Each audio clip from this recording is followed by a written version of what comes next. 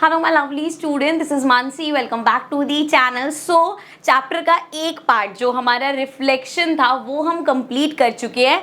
अब चैप्टर के दूसरे पार्ट पे आ जाते हैं विच इज रिफ्रैक्शन। तो रिफ्लेक्शन तो आपको समझ में आ गया क्या है, ये रिफ्रैक्शन क्या होता है पहले पढ़ लेते हैं। Bending of the light rays as it passes from one medium to another medium is known as refraction of light. अगर मैं वापस चलूं, रिफ्लेक्शन में क्या था, बाउंस बैक। जैसे लाइट यहां पड़ी, इधर से इस तरह से आई और बाउंस बैक होके चली गई, ठीक है, दिस इज रिफ्लेक्शन। अब जब हम रिफ्रैक्शन की बात कर रहे हैं तो वो कह रहे हैं लाइट रे बेंड होती है जब वो एक मीडियम से दूसरे मीडियम पे जाती है। जिसमें सिंपल एग्जांपल जो आप घर पे भी करके देख सकते हो, एक कांच का गिलास लो, उसमें पानी भरो और इस तरीके से पेंसिल डिप कर दो।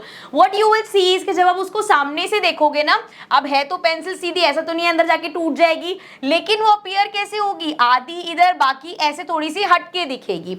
This is because of refraction. अब इसको थोड़ा सा और डेप्थ में समझते हैं।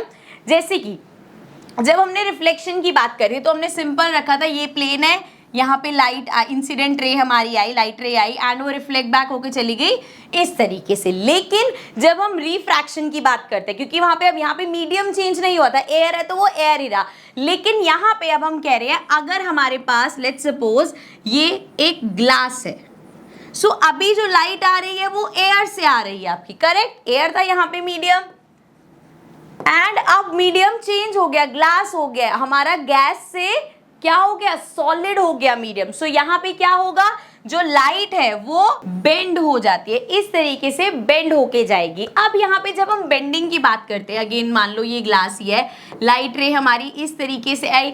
अब अगर हम बेंड करने की बात करें तो वो बेंड ऐसे भी हो सकती है, ऐसे भी हो सकती है, तो किस तरफ बेंड होगी ये कैसे पता चलेगा, ये हमारा बताएगा कि डेंसर मीडियम में जा रही है या रेयरर मीडियम में जा रही है। पहले इसको पढ़ लेते हैं, क्या होता है denser medium. Out of two given medium the medium with higher value of refractive index, मतलब जिसका रिफ्रैक्टिव, अब सोचोगे रिफ्रैक्टिव इंडेक्स क्या होता है तो मैं अभी कंफ्यूज नहीं करूंगी, अलग से इसका पूरा टॉपिक है, वहां पे आपको समझ आ जाएगा, मैं नहीं अभी नहीं बता रही वरना कंफ्यूज हो जाओगे। सो वहां पे मतलब जिसका भी रिफ्रैक्टिव इंडेक्स ज्यादा होगा वो डेंस होगा, और इसी तरीके से जिसका रिफ्रैक्टिव इंडेक्स कम होगा वो हमारा रेयरर मीडियम होगा, ठीक है। अब ये क्लियर हो जाएगा जब हम रिफ्रैक्टिव इंडेक्स का वो पढ़ेंगे, कि इतना यहाँ पे डिटेल में जाने की जरूरत नहीं, कंफ्यूज हो जाओगे। अब समझना सिर्फ इतना है कि अगर ये हमारी लाइट रे आई, अब देखो यहाँ पे एक नॉर्मल भी बना लेते हैं। नॉर्मल कैसे होगा, यहाँ से एक स्ट्रेट ऐसे इस तरीके से लाइन करो। अब जी यहाँ पे आपको ये समझना है कि अगर रेयरर से डेंसर मीडियम में जा रही है तो लाइट हमेशा बेंड होगी टूवर्ड्स नॉर्मल, इस तरीके से। और अगर हमारा सेम इसी में एग्जांपल मैं बोल रही हूँ, पहले अगेन नॉर्मल बना लेते हैं, ठीक है। अब अगर आपका, अच्छा यहाँ पे लिख भी देते हैं, यहाँ पे क्या हुआ है, ये रेयरर से डेंसर पे आई तो वो टूवर्ड्स नॉर्मल है। अगर वो डेंसर मीडियम से रेयरर मीडियम पे जा रही है तो उस केस में क्या होगा, अवे फ्रॉम नॉर्मल, मतलब बेंड इस तरीके से होगी, समझ रहे हो, एरोस भी लगा देते हैं।